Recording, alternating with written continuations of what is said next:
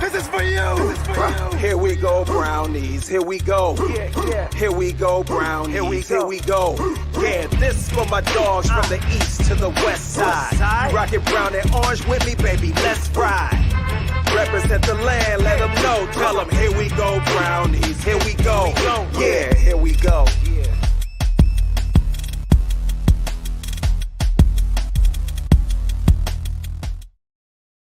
Welcome in, everybody, to another episode of the Here We Go Brownies podcast. I am Allie Heisong, coming at you live from Sneads Ferry, North Carolina, and joined with me, as always, out in beautiful Boise, Idaho, we've got Dustin. Dustin, how's it going? How you doing? I'm good, Allie. I watched a football game that probably shouldn't have been won, that the Browns never get that happen, and for the first time in, 10 years, the Browns get a game go their way with the officials, so we got to win. My Boise State team was in a bye week, so they didn't win or lose. And I'm T-minus less than 48 hours from being in Seattle to go join all these Browns fans. And the bus is literally somewhere between Montana and the Idaho border as we literally speak, as it's making its trek. I don't know if you saw it, Allie, but the bus stopped off at Joe Thomas's house. Paul Brown went into the house and did a little podcast with Joe Thomas. So that bus has got quite the adventure that bus is taking. So. Well, let's kick it off with our good friends over at Lorello Vineyards. We talk about the bus. That is our good friend Larry Lorello from Lorello Vineyards, and he has the Kennel 2 bus. So that's what Dustin's talking about. When you're at the Muni lot, you will see it right then and there as soon as you walk in. But I want to give a shout out to our friends over at Lorello Vineyards. They are a family-owned boutique winery located in the heart of Grand River Valley of Geneva. You can get their old world inspired blends, or you can also order online. You can go to lorellovineyards.com and get your hands on some award-winning Here We Go Brownies podcast wine. So that sounds fun, Dustin. That sounds like a good time. I think Seattle would be a fun one to get to. Oh, that'll be fun. Great. That'll be a good one. It is. So just full disclosure, any of you guys that are watching the show tonight and are going out to Seattle, we've now had to move the tailgate parking lot to twice the size because of the amount of demand of fans that are going to be there. And from what I heard about Indianapolis, Pat McAfee talked about it this week, that the fans and the Browns fans took over the entire upper decks in Indianapolis. So as we win, we also travel well. Not that we didn't travel well before, but people are getting a good buzz on this team. They're excited to watch this defense. I think people are rallying around this defense and this team. There was a press conference today where I think it was Kareem Hunt made the comment, this team plays for each other. I think the fans see that. This is a different vibe happening in that building. And I'm excited to see this team. And honestly, the way the defense is playing, I think we can be in any game with that defense the way they're playing. And by the way, quick shout out to Mr. Myles Garrett for AFC Defensive Player of the Week. Yes, sir, you have done it again. But you got AFC Defense. And by the way, you are a one-man wrecking crew on Sunday. Yeah, and by the way, now a minority owner of the Cleveland Cavaliers. So that's pretty cool. Cavs are currently up 31-21 over the Brooklyn Nets. So that's really exciting over there in Cleveland, or in Brooklyn. Let's get into it. We did not have a show on Sunday, a post-game show, just due to some travel, due to some a little under the weather. You know how it goes. So we do apologize for that. But because of that, we've got a jam-packed, big-time show coming at you tonight. And we are going to go longer than we normally do. So stick around. It's going to be a good one. We've got Mike Pruitt coming on here in a few moments. And then later on, we'll be joined by Cameron Justice, who is best in the game in terms of reporting. So be sure to stick around. It's going to be a lot of fun tonight. But I do want to talk, Dustin, about the game against Indianapolis. This was a game that the Browns probably shouldn't have won. They come away 39-38.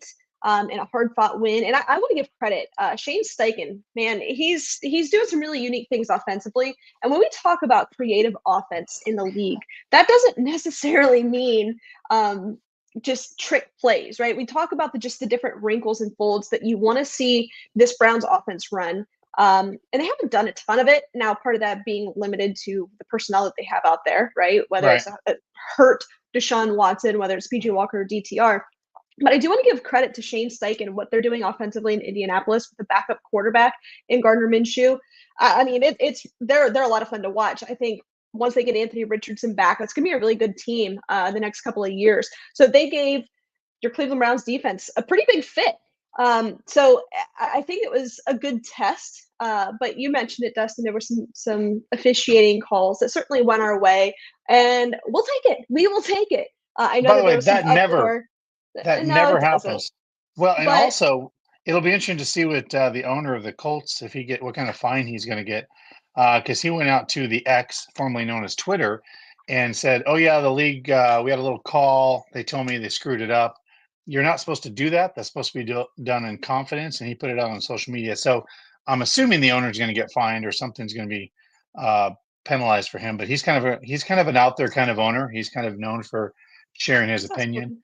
Yeah, he's very outspoken. A friend of mine worked in Indianapolis, and he said, "Yeah, the Ursays, they're something." So obviously, he's not afraid to put his opinion out there. So, um, Nonetheless, the yeah, Browns do come away with a win. I thought Myles Garrett alone. I mean, I've never seen anything like it in my lifetime. A defensive player for your Cleveland Browns that is playing at the level that he is. I mean, he absolutely wrecked this game in several phases, even on special teams when he just launches over the line of scrimmage to block a field goal. I mean, he was all over the place. In terms of Juice. a zone defense, I thought that the Browns struggled a little bit, but that's okay. I'm curious to see how Jim Schwartz irons that out Yeah, in the game against Seattle, because that's sure. going to be a pretty big test as well. Offensively, you do what you can. You do lose Jerome Ford, where he's going to be sidelined for a couple of weeks. That's a pretty big blow. But you have Kareem Hunt. And then you've got next man up, Pierre Strong Jr., who they traded for. So we'll get Mike Pruitt's his take on that here in just a few moments. He is joining, so stay tuned for that. It's going to be a fun interview. But offensively, you did what you had to do. Amari Cooper had a slow day. He didn't see the ball very often.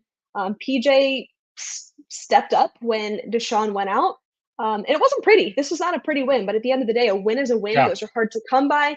And your Cleveland Browns are now, what are they, Dustin? They are they're 4-2. four. Well, they're 4-2, and more importantly, I think if we would have looked at this 6 weeks ago and we said the Browns will be 4-2 without Deshaun Watson and without Nick Chubb playing in this football game for most of that time period, other than a few weeks, I think Yeah. we'd be like, no, that's not happening. That's not possible. We're going to be done. And I will say this: Browns are 3.5 point underdogs to the Seahawks, which basically they're just giving that 3 points to the home team, so it's kind of neutral. But I think the defense will play well again this week, and PJ Walker is serviceable. We now know that Deshaun Watson has been officially listed as out, and PJ Yeah. Walker has been upgraded to the 53-man roster and signed a 1-year deal with the Browns. So I'm not totally opposed to this. We saw this a couple years ago with Baker Mayfield trying to play through an injury, and then he just shredded his shoulder by the end of the season. And I think the Browns learned their lesson from that, that you probably need the guy for the entire season and possibly the playoffs. Because and I say this with if the Browns can get this win this Sunday and move to 5-2, and they get back to home and play the Cardinals, which is, by the way, a winnable game at that point. If they can get to 6-2, this Cleveland Browns team can go 500 down the stretch, be 10-7, and still make the playoffs. That's a very doable thing, and that's a very doable thing to go 500 if you get to 6-2, and hopefully you do better than that. But that is definitely doable. And if the playoffs were tomorrow, and they're not, the Browns would be the 6th seed in the AFC playoffs. Mhm. Yeah, I mean, we talked about how wins are hard to come by. You have to win the games that you're supposed to. We feel that the Browns kind of stolen from San Francisco, but you know what? It counts for something. The Browns were supposed to win this game against Indianapolis, and although it wasn't necessarily pretty, they still were able to do it. You've got Seattle, and then you've got Arizona upcoming. Both are winnable games, and we've talked about this, Dustin, that this Browns team, they can beat anybody in the league, but they can also lose to anybody in the league. Mm-hmm. And Yep. it is important and imperative that they go game by game. They don't look ahead at all, within the depths of the schedule, because they can beat anybody. Let's before we turn it over, I just want to give a quick shout out to our friends over at Stadium Mustard. If you don't have Stadium Mustard in your kitchen this season, what are you doing? You're doing it wrong. The iconic brand, the iconic taste, beloved from ballparks to backyards and everywhere in between. Stadium Mustard is a smooth brown mustard rich in both taste and tradition. It is loved by millions. So head on over to stadiummustard.com to shop now. Before we bring on Mike Pruitt. Just a quick word from our friends over at Circle K. Browns fans, get ready for a sizzling sensation that's about to heat up your taste buds. Circle K is bringing you a hot deal this football season. Introducing Circle K's Hot Chicken Wings. And the best part, the price is as hot as the wings themselves. Pick up 6 wings for just $5.99 at your local Circle K today. So what are you waiting for? Gather your friends, your family, and anyone else who craves the ultimate wing experience. Circle K, where every deal is hotter than ever before. Here we go, brownies. Only at Circle K. Let's bring them on. Join with us, we've got Mike Pruitt. Mike, how's it going? Thanks for taking the time. I'm fine. How about you, Allie? I am great. We are so happy to have you on. Good. Mike, well, thank you for having me. Hey, Mike, Hey. How are you doing, Mike? Good to see you again. Dustin, how you doing? I'm doing great, Mike. It was great to see you at the Taste of Browns. Yeah, it was. Out there, It really out was. there in Cleveland. Great fundraiser, obviously, for the Greater Cleveland Food Yeah. Bank. Able to feed a million people, a million Wow. meals, which is crazy to think. fantastic. But yeah, it's crazy with that 25th anniversary that was too, which to believe that that's been going on for 25 years. You But, got that right. Yeah. But interesting enough, Mike, before we came on the show here, as you know, your Cleveland Browns are not with Mike Ford this week. He has a high ankle sprain. Is that right, Allie? I think it's Right. something like that. Right. And, they're going to have to go out with Kareem and Strong this week. And so you played, obviously, you have a unique perspective on this, playing in the National Football League and for the Cleveland Mhm. Browns as a running back. Tell us what that is like when you have to be that next man up and know that you got to be the guy in a situation where, or one of your players that goes with you is down for that week. Well, you know what? It's a situation that you always have to be ready for, because playing this game, it could be 1 week, it could be 1 day, you get hurt at practice, and you have to step up. So again, having somebody step up is always a great thing. So being a running back, it's a tough game. It's where you don't get hit; you get hit every play. So you're being hit, and being a running back, and I give a lot of respect to the guys like Kareem Hunt and those guys, Jerome Ford, being pretty good running backs, and being able Mhm. to take it. It was tough losing Chubb, and Right.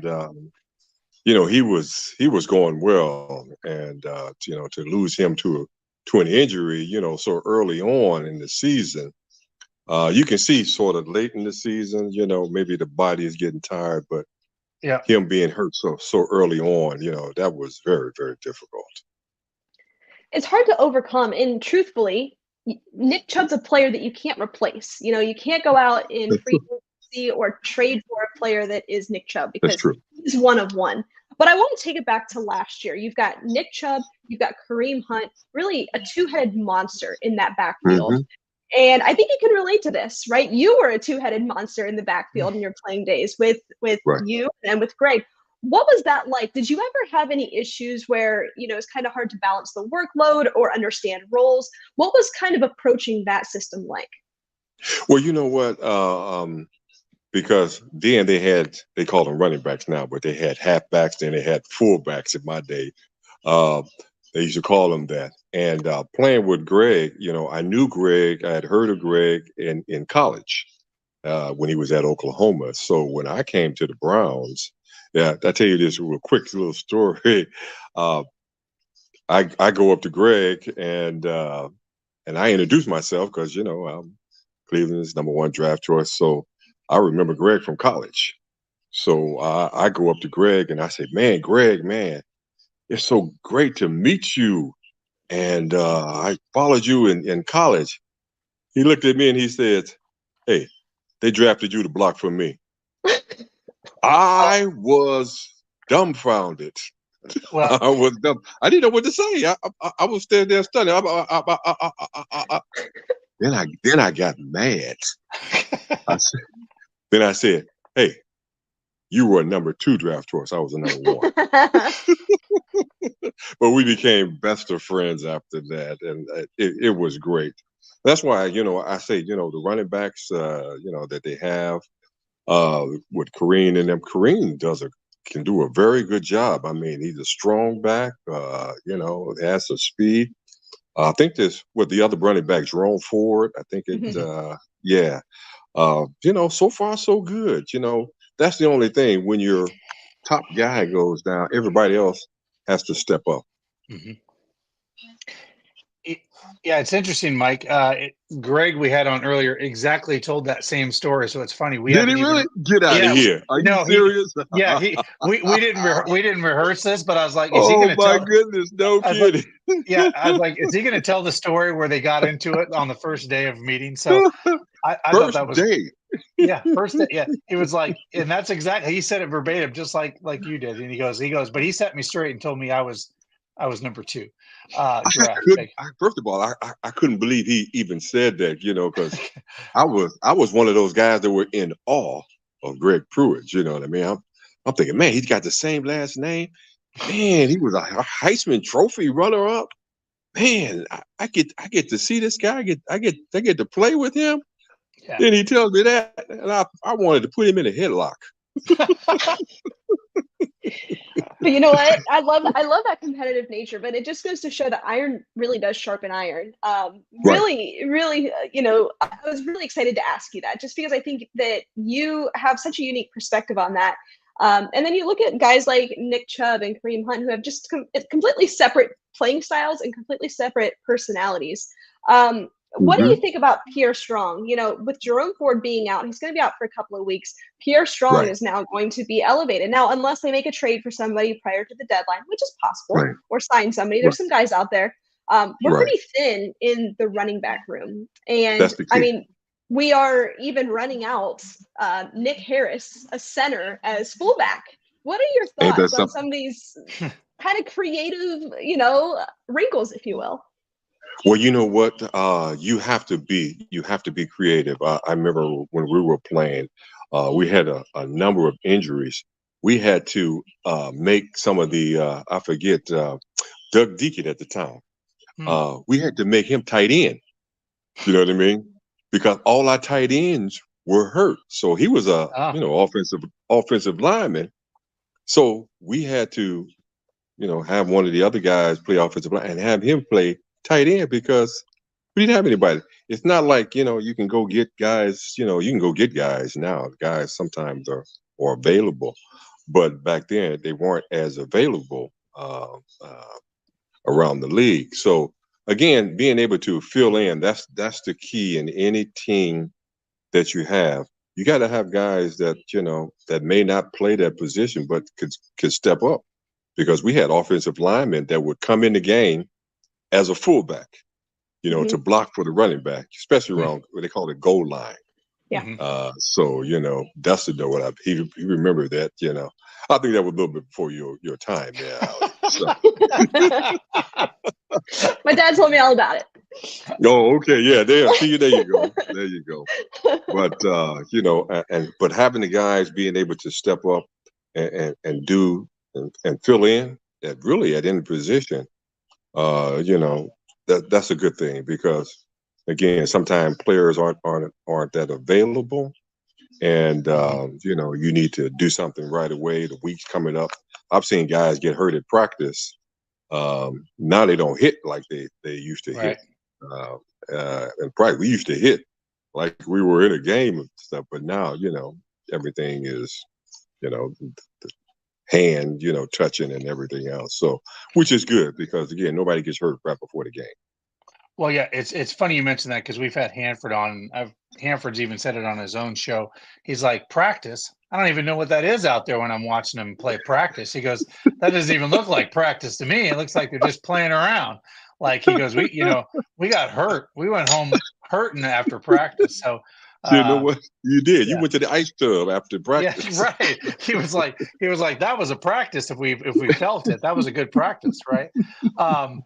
So speaking of that, we've had Joe DeLamiere on. We've had your friend Greg Cleo has been on the show.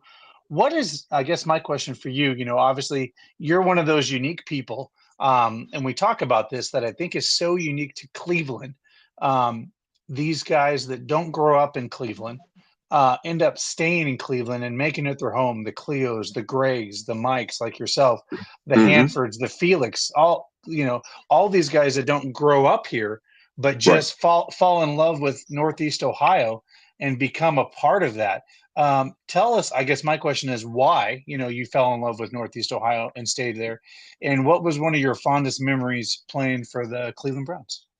Okay. Well, staying here was really a no-brainer. Being from Chicago, okay, Chicago's got 24/7 traffic jam. Okay, all day. It takes you an hour to get anywhere in Chicago, even if it's 5 miles away, because you got traffic, that's Hmm. backed up. And you know what? It's interesting you mentioned that. I told my mother when I got drafted by the Browns, I said, "Mom, I'll come back here to visit, but I'm never coming back here to live Wow. ever again." I said, there's too many people. The people are rude. You got traffic jam. I said, Cleveland is a big city, but you can get around. Yeah, I You know, agree. you don't have to worry about traffic jams. You don't have to worry about being all backed up. You don't have to worry about people being, rude and cutting you off. You're on the highway, man, they cut you off in a minute. So driving in Chicago is like driving in one of those derby, where Yeah, they hit each other. Yeah, it's like driving yeah. in the Boom, car boom. Yeah, derby. yeah. Yeah, Well, I say this to this day. Cleveland, being a larger area, is still one of the most drivable and accessible yes, cities. If you want to, everything seems like it's 20 minutes away. Like it literally seems like everything's 20 minutes away. that's true. And you don't mind driving. You know what I mean? Even if Right. it takes you a little bit longer, you don't mind driving because people aren't blowing at you and cutting in front of you and everything else. Yeah. That's what you get in Chicago. Chicago, you better be a defensive driver. If not, you're gonna have an accident. Yeah. That's true. Yeah. Yeah. So, Mike, talk to me about this. I know that you just kind of mentioned your almost welcome to the NFL moment with Greg Pruitt and the way that your first couple interactions there. But do you have like an on the field welcome to the NFL moment where maybe you took a big hit, or there was a player from another team that just let you know, hey rookie, we're here. Do you have a welcome to the NFL moment that Oh, that you yes, remember? indeed. It's interesting you mentioned that. I sure do. I never forget. I was playing in probably one of my first games as a rookie, and guess who we happened to be playing? The Pittsburgh Steelers. Of course. Of course. And so I get a chance to actually block. I was actually blocking, and I never forget. I think it was Greg coming behind me. I was blocking, and I get hit from the blind side, and I never saw it coming. And I'm Oof. I'm laying there all woozy and everything, and I don't know what happened. And Joe Green, mean Joe Oh. Green, Oh. Oh. says he says to me, look, he's looking down at me. Welcome to the NFL, rookie. Wow. He said, So you welcome to quite the literally. NFL. Oh, Literally. There's your moment. There's your moment. There's that's my your moment. I'm moment. thinking, and I didn't see him coming. I don't know where he came from, but Oh my I gosh. think I don't know if Greg got around him or not. But he knocked me down, knocked me out. I'm thinking, wow, okay. Did he just chuckle? Him and Jack Lambert, they just chuckled at me. Yeah, rookie. Welcome to the NFL. I would have dropped Wow. dead. I would have dropped dead. Go ahead, Dustin. Well, as I say, Mhm. yeah, especially with someone like Mean Joe Green that ends up being a legendary player in the National Football Very League. true. Very true. Um, what and I mentioned this off air. We recently lost. I consider arguably the best running back of all time in Jim Brown. No doubt Uh, about it. Wanted to just get your unique perspective, what your relationship was with Jim Brown, and obviously coming in as a running back Mhm. after him, and what did Right. he teach you, and what lessons did he teach you in life and in football, because he was much bigger than football. And I'm just curious what your best memory of Jim Brown was, as we've had the running backs on, we've asked them kind of what was their Right. moment with Jim Brown. The moment I had with Jim Brown was, he was retired and everything else. I think I might have been the second, third year, and they had Jim back to, for the game and everything else. And so he was, in the locker room. So I had a chance to go over. Everybody wanted to talk to Jim Brown, of course. So, and he actually knew who I was. First of all, I was introduce myself. He said, "Mike, I know who you are." You know what I mean? That shocked me for right there. He knew who I was. He says, "Mike, you're doing a good job." He says, "The only thing that I think you should do is lower that shoulder more. You're running too high." He says, "Guys that run high like that, they get hit, Mm. and sometimes they get hit under the chin where Oh your yeah. Adam's apple is, you know what I mean?" And I never to this day ever thought about that. He said, Mhm. you got to dip your head. You can't run high, Mike. He said, you have to run low. He said, that's what he did. He said, with new guys that were coming, he would lower. And especially, he said linebackers or a defensive back, he looked for them. He wanted to lower his shoulder on them. You know what I mean? So he said, just running, you running a little bit too high. And I did. I used to run straight up. He Mhm. said, just bend a little bit, especially when you're coming around other players, you have to bend because you don't know. And sometimes, like what happened with Chubbs, is they come real low Mhm. and they hit that knee, you know what I mean? And Mhm. that's why he said you run low. So, even with that offhand that you don't have, the football on, you may be able to, drop that hand down, and, maybe push the guy away. He said, you're running high, man. Those guys, they come low, man. They'll Yeah. take your knee out. Yeah. And I thought about that when Chubb got hurt. I'm thinking, wow, man, that guy did come in, zooming in real low, and took his knee out.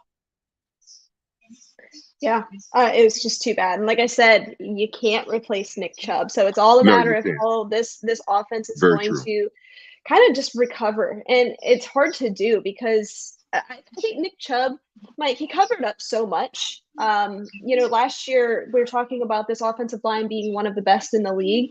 Yep. And now this year, while they're still very good, you can see some of the flaws. And I think that Nick Chubb kind of covered a lot of that up. He was your safety net. He was really the heart and soul of what they did offensively. Now you don't have that. And, I think I hate to say this, but we are lucky to be 4-2 right now, given the Yeah. offensive output. We are Yeah. lucky given what the Browns have gone through so far this season. Very true. I mean, with especially the number of things that are going on, with the Browns and you know the ups and downs, that they've had. But you know what? They've been managing to win. Yeah. It's true. And, with them, beating the team that they beat it, phew, I think a lot of people were surprised, you know, but them Yeah. coming back, and winning, that's pretty good. And if Yeah. we can ever get Deshaun back in there, like I said, you have those seasons. It's unfortunate. And hopefully this is not a season where you have those nagging injuries. Right. You know what I mean? You get an injury here, you come back, you go in the game, you get another injury here, you come out, you think, wow, man, I can't, play consecutive games, and if he can play, consecutive games without getting hurt, we know his shoulders hurt now, but Right. if he can play consistently, man, you need that powerful arm that he Yeah. has. You need Absolutely. that. It'll I be was, huge to have him go back. Go ahead, Dustin. I was saying, Mike, we'll get you out of here on this one, but obviously you played with some great defenders. Hanford Dixon, Felix, Right. guys like that. Tell us what you see in this defense, and because you obviously played and saw a great defense and played with a lot of great defensive players yourself back in the Hmm. day. What impresses you about this unit, and how far do you think this defense can take this team? Well, you know what? They play to me consistently. Miles is a big help to them. Miles Garrett is a huge, huge, huge help to them. But to me, I think they're playing pretty consistently right now. And if they can keep the guys healthy, and Dustin, if you can keep the guys healthy, you got a chance because you always have somebody a little banged up, a little bruised up, Yeah. and most of us, we play hurt. Don't matter what it Right. is, we play hurt. You know Yeah. what I mean? We're hurting somewhere, but we continue to play. If a lot of these guys could play with, doing the little banged up that they're getting, as long as they don't have like the serious injuries, Right. where you just can't play. I think this team is not a bad team. I think it's pretty good, especially being where they are right now. Yeah. They can keep that going. I think they got a good chance Yeah, I agree. making the playoffs. Yeah, it's all right in front of them. It's just a matter of getting it done. But Mike, thanks for taking the time. We appreciate it so much. Well, thank you for having me. We really appreciate you, both of you. All right. Anytime. You do a nice job. We'll have you Okay. back, Browns. Mike. For Thank sure. you. Go Browns. Okay. All right. Take care now. Bye-bye. All right. That is Mike Pruitt, Browns legend, and that interview was brought to you by our friends over at Circle K. Now we're going to turn it over and get straight to Camryn Justice. Before we do that, a quick word from our friends over at Cleveland Furniture Company. From the Couch is brought to you by the Cleveland Furniture Company. Feel like saving money? Head on over to Cleveland Furniture Company. They buy in bulk. They can save you money. I know we all need a new recliner. We need a new bed. I don't know, kitchen table. Head on over to Cleveland Furniture Company. They will get you right. And this interview is brought to you from the couch. Camryn, thanks for taking the time. How are you? Good. How are you? Good. This is fun. Thanks for joining. Yeah, thanks for having me on. I'm very excited, and Yeah. nice to see you. Dustin, I saw you. Allie, I haven't seen you. Like, it's not in person because it's video, Right. but it feels more like in person. Yeah. It's finally Well, yeah, happening.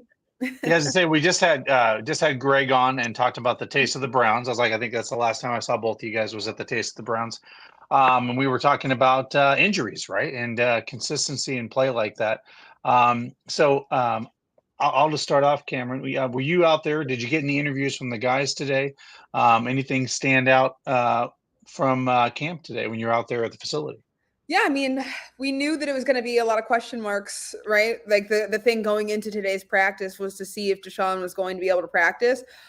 We quickly learned that he wouldn't be practicing when he normally speaks to media on Wednesdays. We found out he wasn't scheduled. So that was a kind of an indicator like, okay, he's going to be dealing with the shoulder. And then he was listed on the pre-practice injury report with the shoulder injury. So we knew he wasn't going to practice. And then we quickly learned, which was the surprise of the day, that he had been ruled out for Sunday against the Giants. So that was the standout thing, because this is the first time through this injury that they have ruled him out this early into the week. They've let him go on throughout. Even when he wasn't practicing, when he was indoors, he was still not ruled out. They didn't want to rule him out. Now they're taking a more preventative approach, just giving him the rest, making sure that PJ Walker knows he is the starting quarterback against the Seahawks. And I think that was the big thing. But as far as the guys in the locker room and the conversations, I think there's a lot of support for Deshaun Watson. A lot of them are kind of just along there with him for the ride of just wait and see, and they're all pulling for him to get back there. But there's a lot of confidence that PJ Walker can get it, and I think there's a lot of motivation for a lot of those guys, right? Like a Kareem Hunt who talked today about it. They know that Deshaun's fighting through it, and now it's up to them, even if it's not pretty, to just grit these wins out like they did against they got to do it again against the Seahawks now. Yeah. But I think they're prepared to do that, to just fight tooth and nail to get those wins. What do you make of that? You're right. This is the first that we've known about the starting quarterback situation throughout this entire debacle, if you will. There's just been a sense of lack of communication or transparency as it pertains to Deshaun Watson's injury. And I think that while we have more information now, I think that there's some question marks regarding his availability for the coming weeks. But we know we've got PJ Walker. We've got to grit it out. We've got to go to Seattle, somehow make this happen. But what do you make of that? They have to elevate PJ now to the active roster. They're going to have to kind of create a roster spot for him. But, do you think that there's any truth behind, announcing PJ as the starter now rather than waiting to this weekend? I think that this is it's a hard situation they've been in because it is so strange, right? That shoulder injury is one where there is no structural damage to his rotator cuff. So realistically, at any given day, Deshaun Watson could bounce back and be normal because it's not a structural thing that he's dealing with. It's swelling that is not going down, that's impacting his range of motion. He said that Deshaun Watson himself said that there was some micro tearing, still not structurally damaged, right? It's reminiscent of a strain, but it's not to the point where it requires, it wouldn't require him initially to go on IR, to miss 4, 5, 6 weeks, because it could have been at any given moment. Now, the typical response to that injury and the recovery time is that 4 to 6 week for a rotator cuff, depending on how bad it is. Now, it's a contusion, so that is one of those things that you look at it and you think, okay, it's a contusion. It's not a tear. It's not anything that will require surgery right now. So maybe he plays this week. And when you have Deshaun Watson as your starting quarterback, he's the franchise quarterback. You don't want to rule him out if you don't have to. And I think that's where the confusion came. Is it wasn't a clear-cut injury where it was a tear, where it was something he needed to be in a brace for some amount of time. It's a wait and see game, and it's been one of those injuries. So the communication around it has been a little, I will say, awkward, and doesn't feel like it's on the same page, because it is such a fluid situation, right? And I think that could have been maybe addressed a little differently, just to get on the same page. But because it's not a typical injury, it's not a tear, it's not something structural, and it could be any given moment that Deshaun plays, I think that's what changed the conversation around it. Now I think this week, after experiencing every scenario that they possibly could have with Deshaun and his shoulder, giving him until 10:30 in the morning of the Ravens game and telling Dorian he's playing. They learned their lesson from that. The week after, they had the bye week, and then the 49ers week, PJ Walker they were hopeful that maybe Deshaun would be, but every day that went by, it seemed less and less likely, as he was working inside through that shoulder injury and not outside. So PJ Walker getting the majority, they named him the backup, and then he started getting the majority of the reps. Even this week, right? Wednesday, PJ Walker was getting the majority of the reps. Deshaun Watson still wasn't practicing with the team. He comes back on Thursday. He starts taking over. He was limited on Thursday. On Friday, he's a full participant. So PJ Walker at least had that prep. I think they're learning their lesson, but it's still one of those things where you would like it to be more defined, right? Because it's easier when it's defined, but it's that kind of injury that this is going to be chaotic like this. And it's just like they're rolling with the punches, and people like us, like me, sitting here waiting for this news, waiting for them to tell us anything. Right. Kind of have to wait, because it is one of those things where there's a lot of uncertainty around when he's going to be able to come back. And we would like some clarity and an easy answer, but they are dealing with it even worse than we are, because I don't think they have the easy answers, and they're in the mix with it. So one of those weird things that is just the chaos that has surrounded it has stirred up more chaos from the outside, which has not made any of this any more fun than Yeah. No, and it's truly without precedent. I mean, I know that we've done this like 2 years ago with Baker Mayfield, but I think this is really a different situation, but similar to talk about it. And we joked last week, Cameron, on this show, like, oh, here we are, the Here We Go Brownies podcast, and we're non-doctors talking about a shoulder situation at nauseum. I do want to talk about, kind of switch the focus to the running back room. We are thin in running back depth. What do you think about Pierre Strong stepping up into a big role? We know that Jerome Ford, he's out, the type of runner that he is. Pierre's a little bit more elusive. Do you anticipate seeing him, first and second down, and then Kareem in on obvious passing situations, goal line situations? What do you think his role is going to be in the next couple of weeks? Yeah, I think Pierre Strong did a really good job in his snaps that he took after Jerome Ford went out. I think that he's shown that he can be a really strong back for them. I do think Kareem Hunt gets more opportunities. I think that he becomes, RB1 anytime Jerome Ford is out. But the style that Kareem Hunt runs in it's great for third downs. It's great for goal line situations. It's great for those explosive plays. But he's also preparing to step up in whatever role. I think Pierre Strong showed against the Colts a couple moments where he was making some cuts of some of the gaps that he was able to find that were not the same, but more reminiscent of how Nick Chubb runs, I think, than we've seen in the run game. So that was really, I think, promising to see, is him kind of mimicking that style and having success in it. Now, Jerome Ford is it's a short-term thing. It's not expected to be a long-term thing. So, if Pierre Strong can step up to the plate and just kind of hold the fort down, and the way they mix in his reps that he is going to split with Kareem Hunt, I think they've got a really good shot at maintaining. Because the Browns overall have done a really good job at answering in terms of production from the run game in the absence of Nick Chubb. It was one of those things when Nick Chubb went down, you looked at it and you were like, well, there goes everything. Right. And they go out, they bring Kareem Hunt back.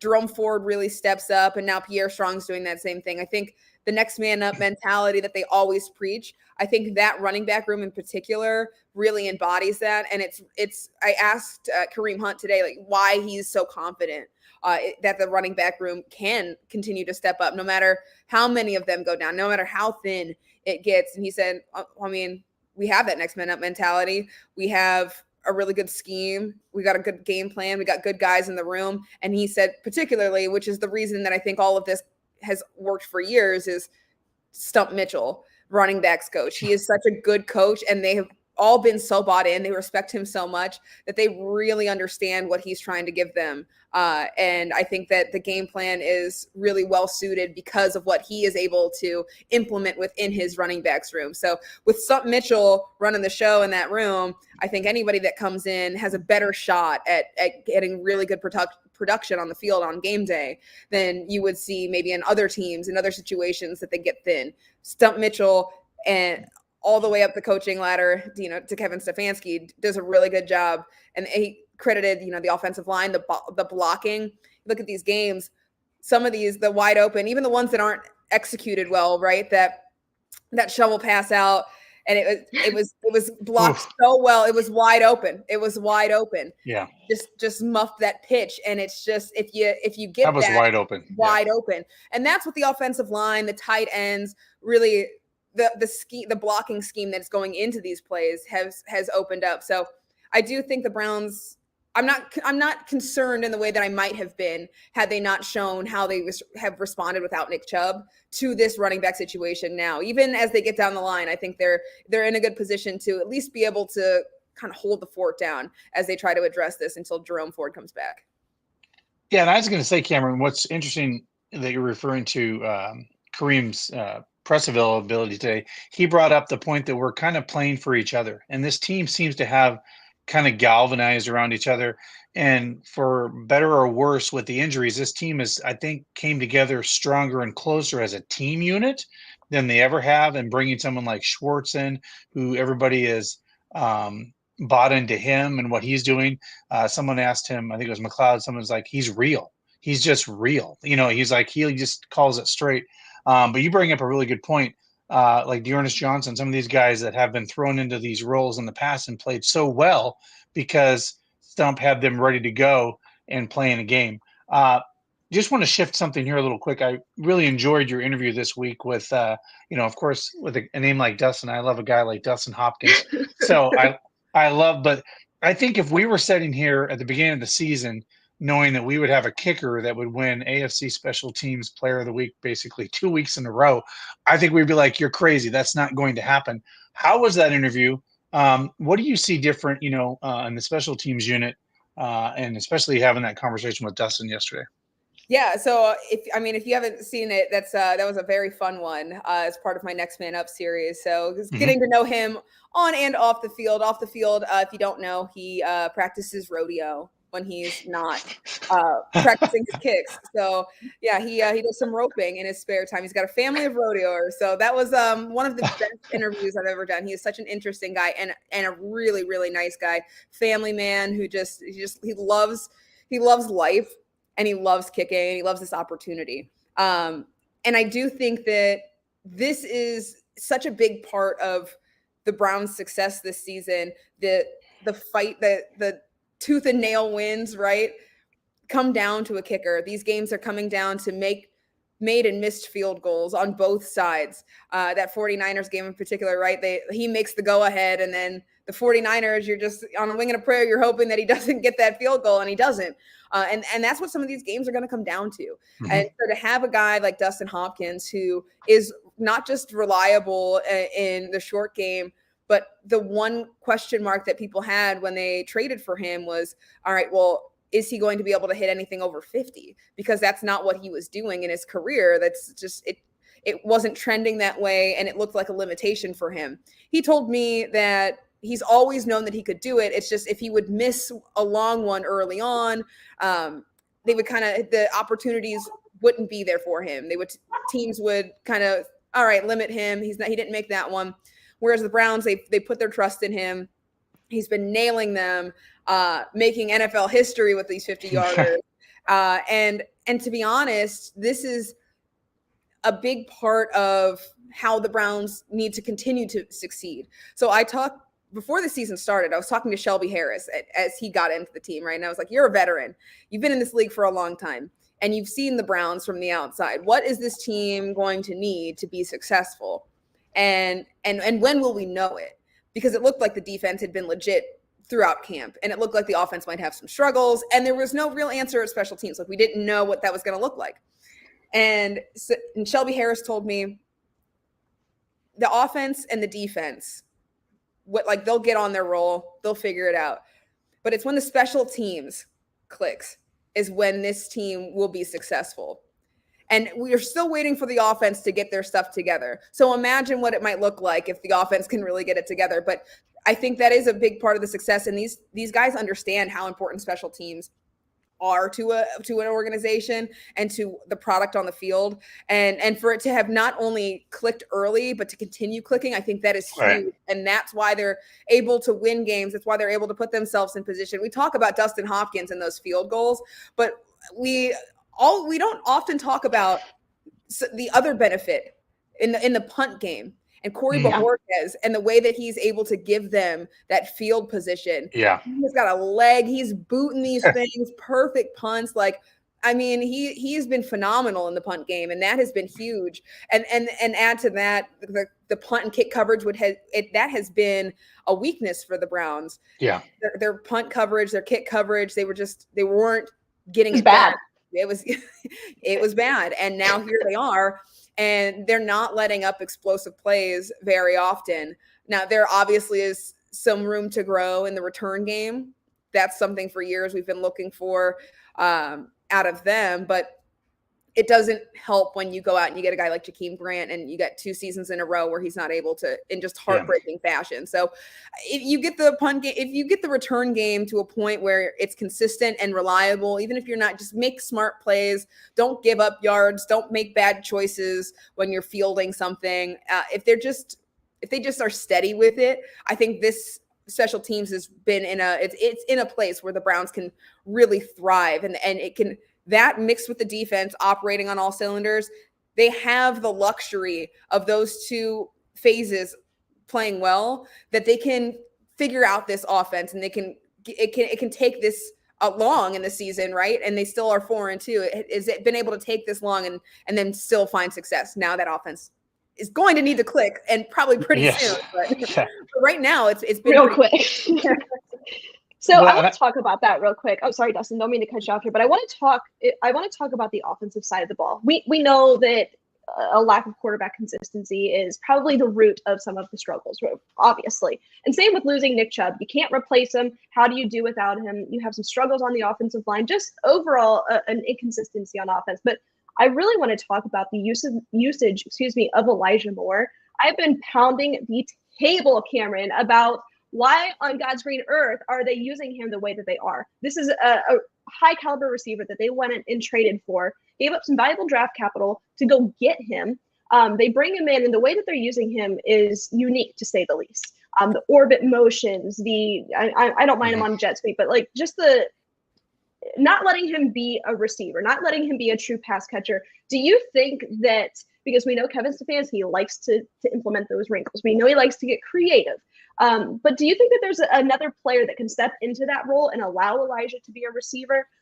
Or do you think that we're going to continue to see this week after week? What is your scope of this offense? Yeah, I think they are just toying around. This early part of the season is seeing what he's able to do, because he is such a versatile weapon that when it works, he is the kind of receiver that you can plug into those positions. You can have him lined up in the backfield. You can have him in the slot. You can have him wide out and going on the out route. So he's got the abilities to do all of the things on the field. And they were practicing that throughout training camp. And now you're in the season and you're seeing some of that. They're still trying to work out like what will work and what won't.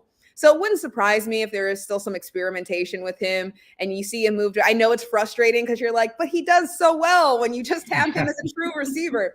And that's awesome. But also imagine if you can figure out a way to consistently integrate him in a way that is successful more often than it's not in all of those different facets. It opens up your offense beyond. And I mean, there's guys who can get plugged in different scenarios. I think that they have weapons like that, but Elijah Moore right now, I think is the truest threat to be a move all over the field kind of guy. And if it doesn't work, then you're like, why won't you use him? But when you see it click, it's the same as play calling, right? Like when you give a crazy play, you look great if it works. You look like a genius if it works. And you look like an idiot if it fails. That's just the reality. Yeah. And I think it's the same with Elijah Moore. It's trying to work that out. And when it doesn't work and you see it work somewhere else and you're like, why don't you just stick with that? I personally don't want them to stick with it because I think that if he finds a groove that just adds such a difference maker to the offense, especially when you get the quarterback situation figured out and there's more reliability there, to have him be able to be plugged in. Because like Kareem Hunt, we know he can be played in the slot. He's a really good offensive weapon in the receiving game too.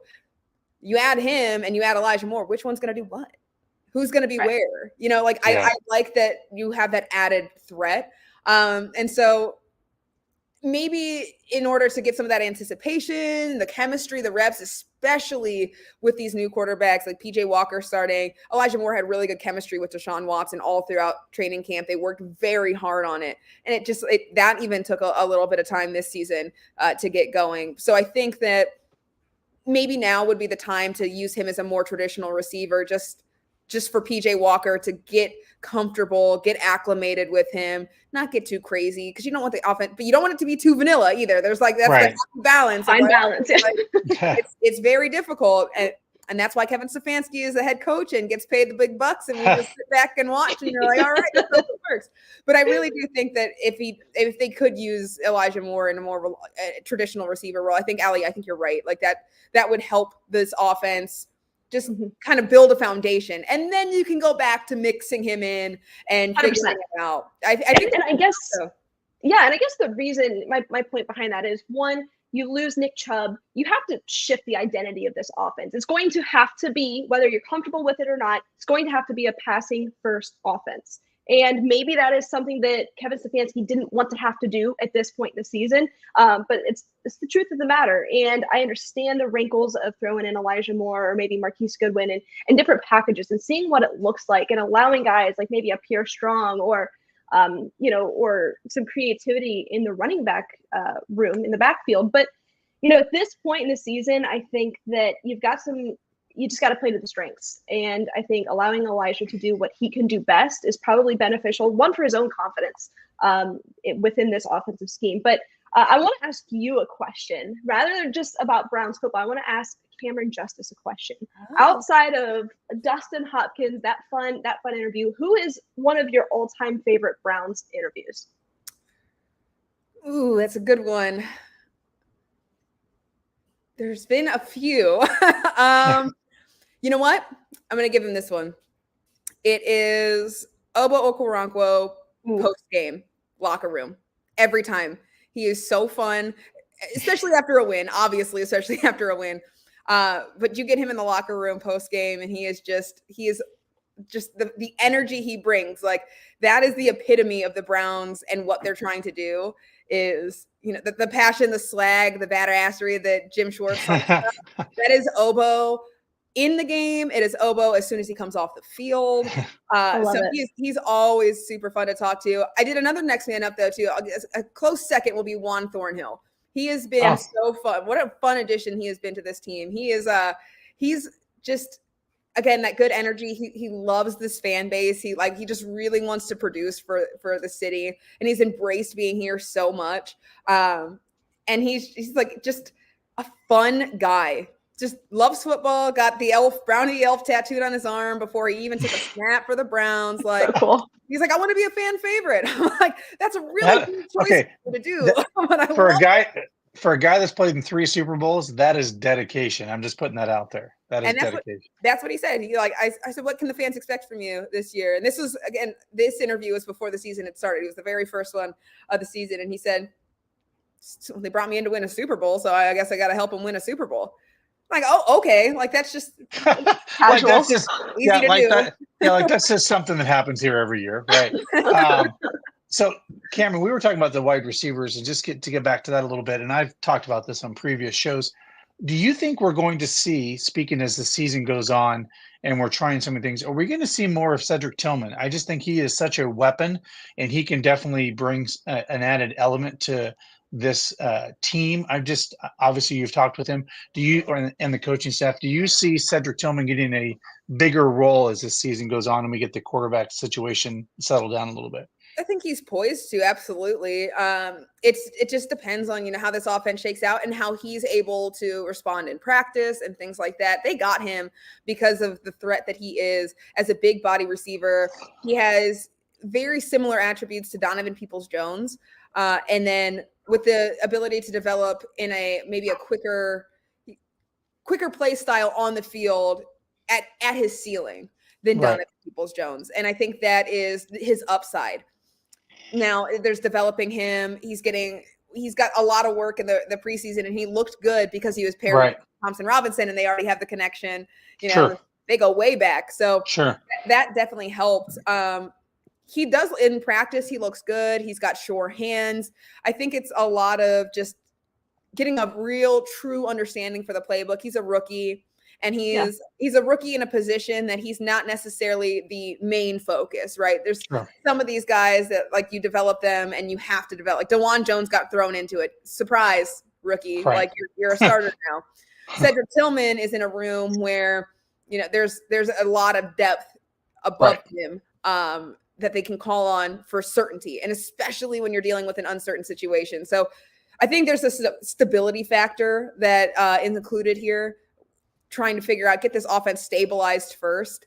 But if he can continue to develop the way they anticipate him and for the purposes in which they drafted him, he absolutely could have a massive role on this offense. And I think once he starts to get the reps and starts to put it together, more than just a couple snaps in a game, doing special team stuff, like a true role, I think he's got the ability to stack it and really start to grow from there. And he's about it. Like he definitely is dedicated to just wanting to produce for the team, but he has the skill set to kind of take over in that area, especially in that kind of game, those sideline catches that DPJ makes. And, we're still waiting to see the future of Donovan Peoples-Jones.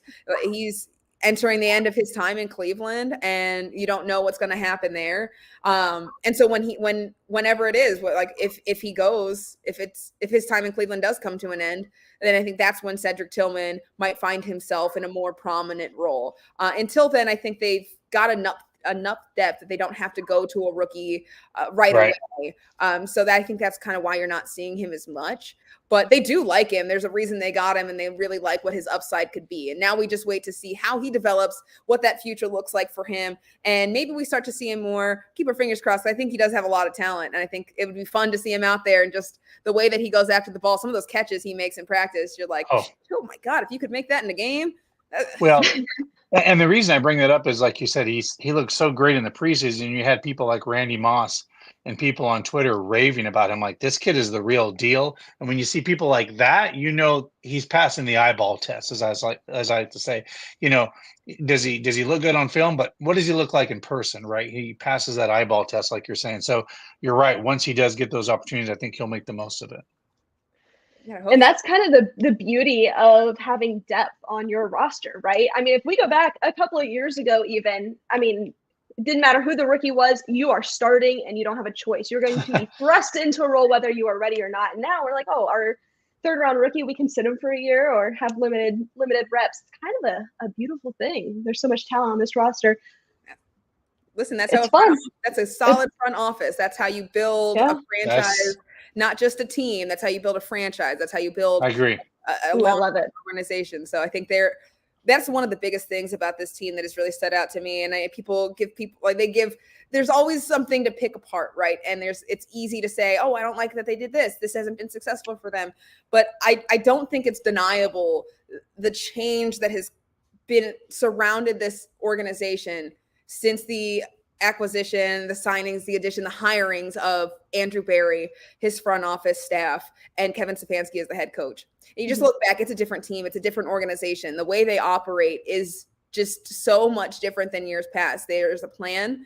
I think there's obviously some ways that they could improve, and I think they're working to address that. But you can't deny Andrew Berry has been great at bringing in these additions, in the offseason, free agent signings, his late round draft picks. There's been obviously some questionable picks that didn't pan out. And you're like, oh, sure. God, wish you could have had that one back. But that's kind of how the draft process works. It's a gamble either way. Yeah. It's been phenomenal, especially this past draft. I think that was a phenomenal draft for him. The free agent signings, the way that he's getting guys just like Zadarius Smith and Obo Okoronkwo, like these guys that he's like working through the trades, the signings. Like, I think he's done a really good job at valuing these things and getting high value additions and signings that people maybe didn't see coming. And like, I go back to Obo because he's one of those quiet ones, right? Like everyone was like freaking out about Zadarius Smith. They're like, what a trade. Oh my gosh. Right. Like they gave up nothing and they got this crazy star pass rusher. And Obo was like, okay, he's good. Let's hope he can play at the level that he was the 1 year. That's maybe. And then here he is. And Obo is playing at such high speed and high disruption. And the way that he comes off that edge opposite of Myles Garrett has allowed Myles to thrive. His play style complements what this defense needs to do. And I think that was such a big signing. And Andrew Berry has done a ton of that. And so I do think that they've done an incredible job at building this up, giving this organization some legs and a really solid foundation to make something special. And I think we're starting to see it right now. They obviously have to keep it up, but the fact that they've gone through this much inconsistency in the offense and their offense has struggled so much and they're 4-2, this is a team that is starting to find ways to win. We've talked about like the Steelers have been that team for so long. Mike Tomlin is the head coach. They've got great coaching.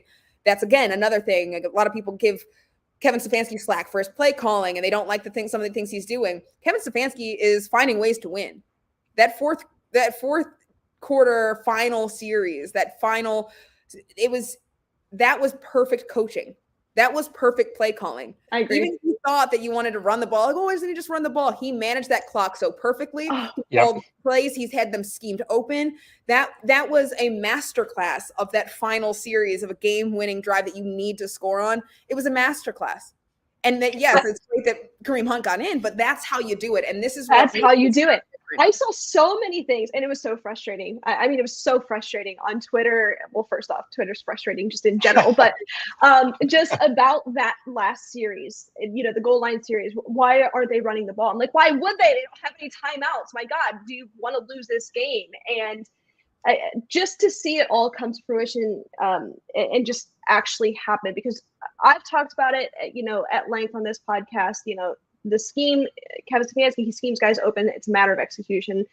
We've talked about it, and I agree entirely. I think that this organization is finally in a position to be successful and start stacking wins. This has been a young team in the National Football League, and we're finally there to where we can have these conversations. But as you can see, everybody, she is on it. She is plugged in. She knows what she's talking about. This is Camryn Justice. Thanks for taking the time.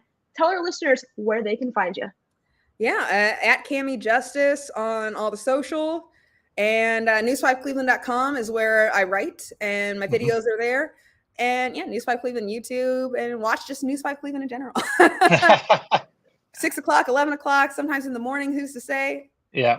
Well, I was just say, Camryn, I'm making the trip out to Seattle in a couple of days, and I know there's going to be a lot of Browns fans out there. So, like you said, if they can get past this one and get back and have Arizona at home, that's a big deal.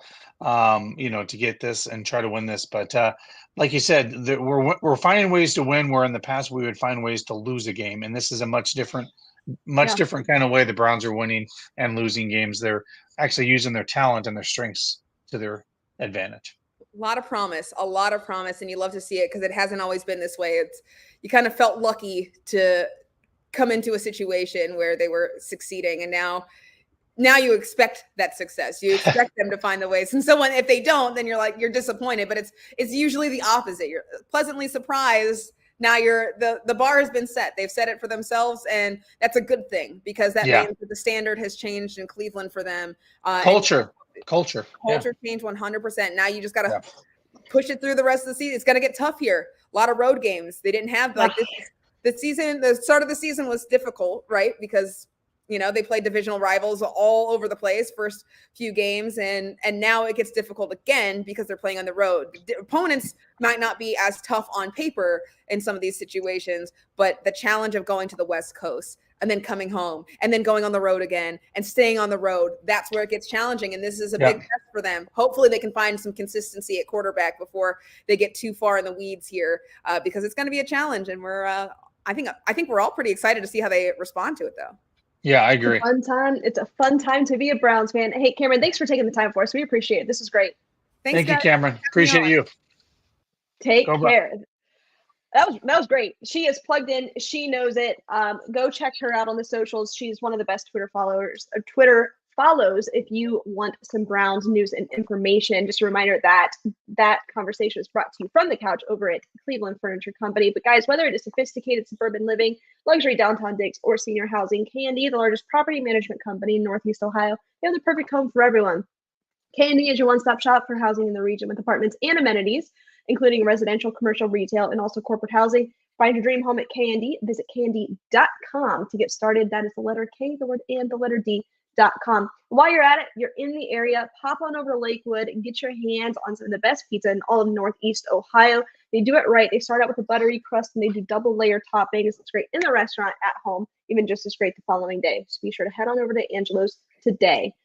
Dustin, that was jam-packed. That was a lot of conversation, a lot of knowledge. You go from Mike Pruitt to Camryn Justice, and I love it.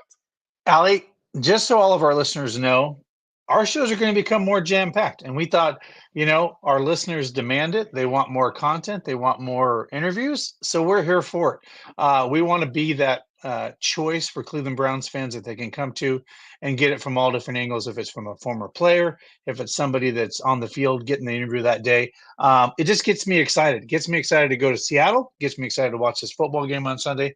But Allie, you're right. We like to be Monday morning coach, right? And we're like, they did that wrong. Here's one thing, just to extend that conversation with Camryn a little bit. I was sitting at that game, the end there where we had it 1st and goal or whatever. And I literally turned to everybody and I'm like, there's 35 seconds on the clock. We can't score right now. And I literally was like, we can't do this. And they're like, why? I'm like, because we're going to leave 35 seconds on the clock. They're going to go down and kick a field goal and they're going to win the game. This is a dome. They'll kick it for 58 or whatever, right? They're going to try, and we'll play prevent defense. So to her point, I do agree. We had to take some time off the clock because if you notice, they still got the ball back and got a couple shots at trying to get the ball down the field. So at the end of the day, yes, for once we were on the receiving end of having the ball last and going down the field and executing and winning a football game, because typically we're not in that position, right? We have the lead and we're trying to defend it. But for us to be down and knowing we have to score, and I remember when they went ahead, I'm like, hey, all we need is a touchdown. We don't need the extra point. I'm like, we'll win by 1 point. And it's funny that ended up being the situation. Yeah. I was like, hey, in the National Football League, it ain't style. It's just wins, right? So it was like, so that was very interesting. And what a great interview with Mike to come on and give his perspective. And the fact that he told the exact same story that Greg Pruitt told that's us, classic. That was funny that he was like, yeah. Just remember, you were number 2. Classic. But Allie, it's going to be a lot of fun going out to Seattle this weekend. Got a lot of people going to be going out to that game. We'll be bringing some coverage to you guys Saturday as well as Sunday. So look for that content on the socials with Here We Go Brownies. we'll be doing some live coverage out there, both days and post game from the game. So there'll be a lot of coverage for anybody that wants to tune in out there from Seattle. And I think we'll have a great showing of fans, just like Indianapolis, because I think kind of like some road warriors. The fans are really, wherever the Browns are, they're going to be at, it seems like, and they're kind of traveling. And I like to see that. Here's a question, Ali, and we got into this. She said the Browns are going to be tested with these games out west. Correct me if I'm wrong. I do think the Browns go to Denver and they play the following week the Los Angeles Rams. Do you see a scenario where the Browns just head to LA and stay on the West Coast? Do you see a scenario like that? I'm just curious. You know what? I don't know. And I don't want to misspeak on this podcast. I don't know what their logistics look like and what they typically do. But in that situation, and I would assume that it's similar to, when you're playing back to back over in London, right? You're probably just going to stay put. I don't know. Now that time of year, so you've got the Browns at Broncos, that's November 26th, and then Browns at Rams, December 3rd. So you are kind of buttoned up against the holiday schedule. Right. So, I don't know. I think from a fan's perspective, we can say, hey, this makes sense. Let's get some good rest and catch up on West Coast time, right? Let's get our bodies acclimated to that. But look, I don't know the answer to that, and I'm not going to sit here and act like I do. I don't know what their logistics are. So, I think be nice, but I don't know. Let's. I just know some. I just know some ahead. teams. I just know some teams do that, and it's interesting that they do that just because of that competitive advantage. Going back and forth across the country is a big haul for teams and stuff like that. So, hang on, real quick, Peggy Hyson, if you are listening right now, which I know you are, I think you just accidentally angry reacted on Facebook to our podcast. So go change your like. I just saw an angry face come through, and it says we have one angry reaction, and it is Peggy Hyson. So if you are mad at me, we're gonna have a problem, Mom. I know. I think it was just on accident. maybe she's mad about something was said. Maybe, I don't know. Hey, you know what I learned a long time ago? You don't mess with Peggy Hyson. So I learned I learned that a long time ago. So yeah. That's funny. All right, let's get into it, Dustin. Let's pick some games. Last week we tied. So let's get into it here. So what was our decision on the tie? What did we say on the tie? Oh, so then it was going to be whoever was closer in terms of the game prediction. Score. The game which prediction, was right? Dustin is 23-14. Allie was 27-10. So I don't know how we want to do this. We're pretty. It's still pretty bad. Oh my gosh! I mean, I was closer in terms of offensive output, but lower on. Yeah, that's actually a tie in the frickin' score prediction, actually. Right. So I don't know. All right, let's punt. We'll leave it a tie and go to next week. Let's leave it a tie for now. Let's turn it over to this upcoming week. Let me get my notes up in front of me here. All right. So tomorrow night, Bucks at Bills. What do you got? Bills are looking well. I think the Bills have a bounce back game. I'm gonna go Bills here. I'm gonna go Bills here too, I think. Jets at Giants. Jets. I like the Jets. I do too. I think I like the Jets here. I think that they're a better overall football team, regardless of the quarterback situation. Especially on defense. Yeah. I'm going Jets. Jags at Steelers. Jags. And here's why I go Jags. I realize the Steelers have, a great defense. They have a putrid offense, and I just think the Jacksonville Jaguars have a better offense. Yeah. Let's see. Eagles at Commanders. Eagles. Wait, did I pick? I didn't pick. I'm sorry. I got distracted and I didn't pick. I'm going Jags here as well. Eagles at Commanders. Eagles. Yep. Rams at Cowboys. Ooh. Interesting. I'm gonna go Cowboys. I'm gonna go with the Cowboys on this one at home. But I think this is a relatively close game. I'm gonna go. I'll go Cowboys. Cowboys. Vikings at Packers. Vikings. Yep, they look good. So I think they're starting to finally hit their groove. Falcons at Titans. Falcons. I'm going to go Titans here. I think that the Falcons, they have figured it out in terms of how to win with a relatively bad team. I think that they've gotten lucky in a lot of ways. I think that the Titans at home, I'm gonna go Titans here. Patriots at Dolphins. Dolphins. Saints at Colts. Oh, that's an interesting. That is interest. I mean, Gardner Minshew. I mean, he's a pick machine, but a turnover machine. I'm gonna go. Who are the Colts playing? Sorry, Saints at Colts. Saints. I'm gonna go. I'm gonna go Colts bounce back in this game. They're pissed off about the game against the Browns. I'm gonna take the Colts. I'm gonna go with the Saints here. Texans at the Panthers. Number 1 and number 2 overall draft picks. CJ's playing great. I'm gonna go. I'm gonna go Texans. Agree. Browns at Seahawks. I'm going to pick the Browns in this one just because it's -3.5. It's kind of a toss-up if it wasn't there. I think the Browns defense comes out on top in this game. I'm going to go Browns. Brownies, give it to me. Bengals at 49ers. Now, this will be a damn good football game. I don't know what to take of the Niners right now. I know Purdy's now in concussion protocol, which means who's the quarterback? I'm trying to think of their backup there. Sam Darnold's going to be the quarterback probably for this football game. Give me.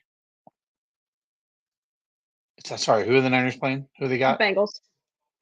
As much as I hate to say it, I'm going to go. You know what I'm going to do? I'm going to say the defense wins this game and figures out the Bengals. I'm going to go 49ers. They can't lose 3 in a row. That's my. I'm sticking to that. I'm going to go Bengals. I think they do go lose 3 in a row. Chiefs at Broncos. Chiefs, easy. Chiefs. Ravens at Cardinals. As much as I want the Cardinals to win this game, the Ravens are the better team, and the Ravens looked really good this last weekend. Yeah, Ravens a lot here. Bears at Chargers. This will be, I think Chargers need to win a game. I'm going to give this one to the Chargers. They figured out this weekend. In a blowout. I think this is a big game for the Chargers. And last but not least, Raiders at the Lions. Okay. I don't know what the hell. I need a David Minute moment on this show. I don't know what the hell happened to the Lions last week against the frickin' Ravens, but they better get it figured out. I think they will. I think they have a big bounce back game here, but I was like shocked when I was watching on the television. I was like, to be fair, the same thing happened to our Cleveland Browns against that Ravens team. Sometimes they just get hot and they go off. Yeah, but they didn't have like the Lions had their whole starting crew out there. Like they had their. I mean, they're down. They're down. David Montgomery. They're beat up. I mean, like I think they got absolutely stomped, but. Ravens. It was just shocking. It was just shocking to see 28-0 with. Yeah, I don't think anybody did. Yeah. No, but I am going to go with Lions here. I think that they figured out in this game. Yeah. By the way, you picked the Ravens. By the way, last week in that game, you saw that come. You saw that. I did. I knew it. I knew it. Before we wrap up, Dustin, why don't you tell our listeners about Cleveland whiskey? Well, if you haven't had Cleveland whiskey, go over to your local Ohio liquor stores. Look for Cleveland whiskey, the Magic Rabbit. They have all the different flavors. Or go to your local establishments in Ohio, and if they don't have it, ask for it. The Magic Rabbit. They've got this wonderful underground. They have all the different whiskeys that you can get there, but it's great. I'm enjoying a little bit tonight, a little celebratory. And Allie, it's funny, but I got this mug. It came on Monday. I thought it was so poetic that I got my Victory Monday mug mailed to me, and it landed in the mail on Monday. So I was like, there it is. It was meant to be Victory Monday for the Browns. Get yourself some Cleveland whiskey. It's always great stuff. And by the way, if you haven't figured out where you want to go on spring break or take the family or do something fun, those payment plans for the Browns fans cruise is just about wrapping up. You can still buy some packages, but the actual packages for the payment plans are wrapping up. But guys, there's some room still to get on that. A lot of people, over 17 alumni will be on this. Go to brownsfancruise.com. Join Allie and I for that cruise on March 11th as we go to Jamaica, the Bahamas, and enjoy the islands and all the fun-filled things that happen on cruises, because that's going to be a lot of fun. And I can't wait to get out of the cold and go enjoy some wonderful weather. And by the way, I have lost 16 pounds. Heck So yeah. I That's feel great. so good right now. So I'm like, all right, by March, I'm gonna be there you go. There you have it. I'm gonna be ready. I'm gonna be ready for the beach. I'm gonna be ready for the beach. All right, I believe you. Look, that's great. Yeah, guys, this has been a long show, and I'm tired of talking. So we're gonna go ahead and wrap up. Thanks everybody for tuning in. We appreciate you. Stay safe, stay healthy, and as always, Browns fans, go Browns. Go Browns.